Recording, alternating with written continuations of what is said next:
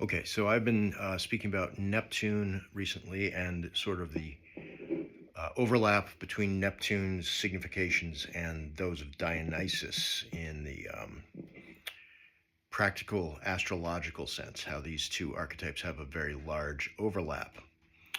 And now I'm going to talk a bit about Pluto and or Hades and what that signifies in a very traditional sense, that of the Bacchic fertility cult mindset, which was very much alive and well amongst the Gnostics, who were contemporaneous with the early Christians and most likely had been around for quite a long time. The Gnostics were nothing new. They had basically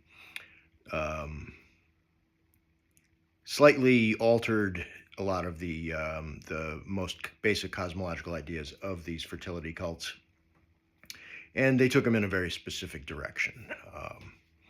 So what does this have to do with Pluto? So if we think about creation as being all about light, light is basically trapped in solid material things. We look at the tree as a sacred being because of its capacity to capture sunlight and then turn it into energy and life. We need to think about Pluto, Hades, being the manifestation, the embodiment, mythic, archetypal embodiment of light being captured into a material body. And Pluto being like the farthest from light, where it's most solid and most trapped, essentially, in this in embodiment. So if we take that as our basic metaphor for what Pluto slash Hades is, we need to understand that in the traditional mindset, especially the Gnostic mindset, the further you get away from pure light, pure energy, the more corrupt things are. Now that's in many ways a problematic idea, the idea that it's corrupt because it's embodied in form. But there is a lot of truth to this metaphorically, because when we look at man-made structures, man-made ideas, our idea of what the world is, it will never have the telos of nature. Our ideas and our structures, our legal frameworks, our societies, anything that's constructed by man cannot equal what is simply a product of nature, God's creation, essentially. The goddess herself is also something we need to understand. This is the goddess herself incarnate. And this is where we get the idea that the feminine is corrupt, that the feminine is dark, that it is essentially the farthest away from the masculine light. And when we get moralistic about this, it becomes increasingly problematic when we see this in a hard dualism of as good and bad. And this is what the Gnostics were really saying, that anything that's in a body is corrupt, and we need to it's all just illusion. We can't replicate God's creation, so what we need to do is escape. spiritually escape from here. But the Gnostics also had a very solid basis in the fertility cults. And I'm going to read something that came from the Dead Sea Scrolls and Christian Myth by John Allegro. And this actually comes from the Unslaved website. I don't have this book. I have several others of Allegro, but I just happened to see it and I wanted to share this. So this is not for the those who want to hold on to sacrosanct ideas about what early Christianity was and its actual origins, or those who want to see Gnosticism as being something other than what it is. So if you have those ideas, you might want to stop watching now. So the quote is, "Whatever the psychological basis for the Gnostics' denigratory attitudes to sex and marriage, they rationalize their opposition in terms of discouraging the continued generation of life and the imprisonment of light in corrupt matter. Light was, of course, a spiritual force, but it was concentrated in the substances responsible for procreation, semen and menstrual blood. These were therefore regarded as imbued with special power and played an important part in the Gnostics' rituals." So the Gnostics would actually capture the menses and the semen and consume them, as these were considered to be the flesh of the god, which had an incredible amount of provenance already. This idea was ancient. The cults of Bacchus, Dionysus, these goddess cults, already held this idea. So they were, the Gnostics basically were putting a bit of an ascetic lens onto the Dionysian slash Bacchic ideas of what the seminal fluids, the fluids of sex, really meant. So when we get into Pluto, this is a different and perhaps a more direct way of understanding what a chthonic god is: a god of the earth, of fertility, of this, basically the idea that the life force is trapped in this in an embodied place, and that Pluto is, in many ways, this Hades character is sort of the embodiment of this idea, and this is where we get corruption. As I said, this is Pluto can be thought to represent any kind of human construct that's in this dark place of it doesn't have this telos, it doesn't have the life force in it. It's a representation of something that is created by the creator in its most pure sense, and it is necessarily corrupt and cannot be true to nature in this way of thinking. Now, if we take this basic truth and we understand that all we can do is to observe nature and attempt to replicate her laws and constantly be on a quest to further understand and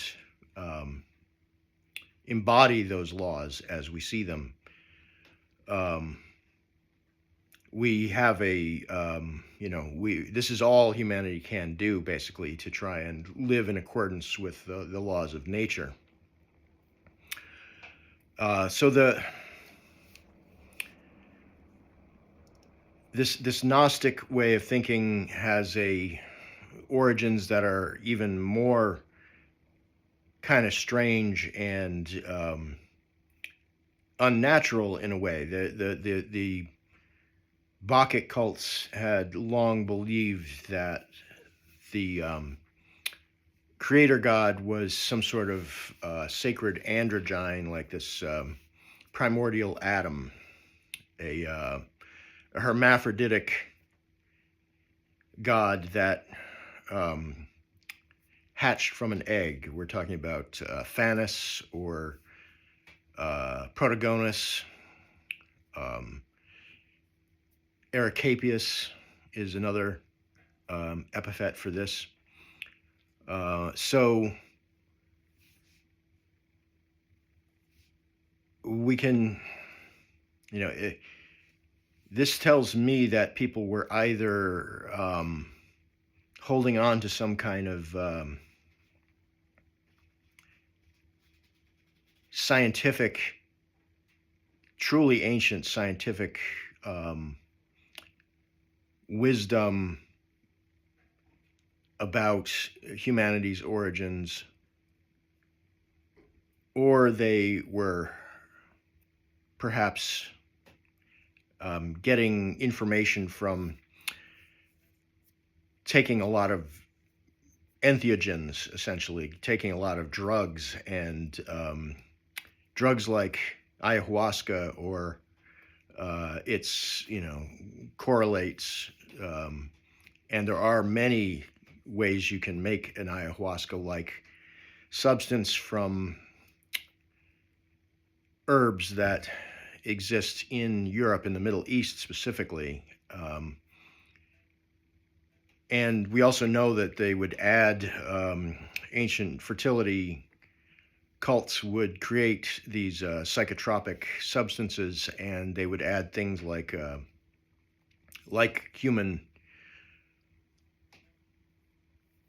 fluids to this, and they would also add poisons from snakes. And we see that there are the snake handling charismatic Christian cults still exist, who still hold on to some, a vestige of this, the snake oriented religion. This is extremely old. I mean, probably one of the oldest religious traditions that exist. So the link to the snake and the tree of knowledge of good and evil, we could see that there's potential, possibility that this tree of knowledge of good and evil was an entheogen, was a metaphor for this these substances, and the link of the snake to the tree guarding this knowledge. Again, that brings us to this a guardian of a mystery tradition. And there's, I mean, I see it as likely that this sort of oracular gaining of knowledge of some kind of human origins, this doesn't surprise, it wouldn't surprise me if people weren't getting this from some sort of entheogenic experience that could be replicated from person to person. There's tests, there's studies out there that have showed that there's a similarity of experience among people who take ayahuasca and other entheogens like that. They often go to the same places metaphorically, and actually encounter the same beings in this other realm. And often they're snakes that people see when they get past the veil and go into that ayahuasca-induced state. So again, we're back to, this is Pluto is this, in many ways, this in astrology, people will talk about Pluto as being a force that can find things that are valuable that others overlook, like from mining or from finding things underground, things that you can find that are hidden to other people. So when we get that underground, we get the idea of underground caves. That actually brings us to the womb within the human female, which is actually where many of these ancient practices would they would use the human womb to put substances, and those substances would undergo an alteration through the processes, the generative processes of the womb, and they would become cooked essentially in there to then be used in sacred rites. So this brings a whole different level of metaphorical ideas to the idea of Pluto, Hades. When you think about this level of mystery cult, ritualistic understanding, it really opens up what Pluto/Hades is. So again, there's the aspects of humanity, that human ideas, human constructs can't equal those of nature. And when we hang on to those constructs and we become dogmatic, and we don't see that we can, we do need to revisit them, we do need to review them, we need to not stop having laws, not stop making constructs, not aspiring to civilization, but also understanding that all of it is in a way flawed. That's one level. And you get the idea of Plutonian. Plutonian implies hidden power structures, this kind of subterranean power source, which again, I've talked about the tree of life metaphor with astrology that I use. This puts the signs of Capricorn and Aquarius are Saturn ruled, and Saturn is, according to the Orphic hymns, he is the great root fire. He is that which protects the root, but he does it by actually driving the life force underground and eating anything that's above ground. So it's Saturn would be worshipped through propitiation and a patropaic means, because he's not going to help you, but he will eat those things that break his laws, that come out of the earth when they should not. Okay, so I hope this is helpful to people. This is far more esoteric than most astrologers would ever want to go with this, but if we want to get to the root, so to speak, of what these archetypes mean, we need to get into the mystery cults, because these mystery cults we need to understand what they were thinking and how this whole thing works metaphorically. If you are interested in booking a reading, you can get in touch with me through my website. It's michaelmsuter.com. I'm also going to be doing, I've been threatening for a long time doing classes. It's hard to find people who are willing to go this deep, but if this is something that's of interest to you, you want to understand the really profound level of what the zodiac and the whole system really means. I have a lot of ideas that are based in, I think, a lot of real historically sound and esoterically sound ideas. You can get my Substack. It is msuter/diamond, Daimon seed astrologer.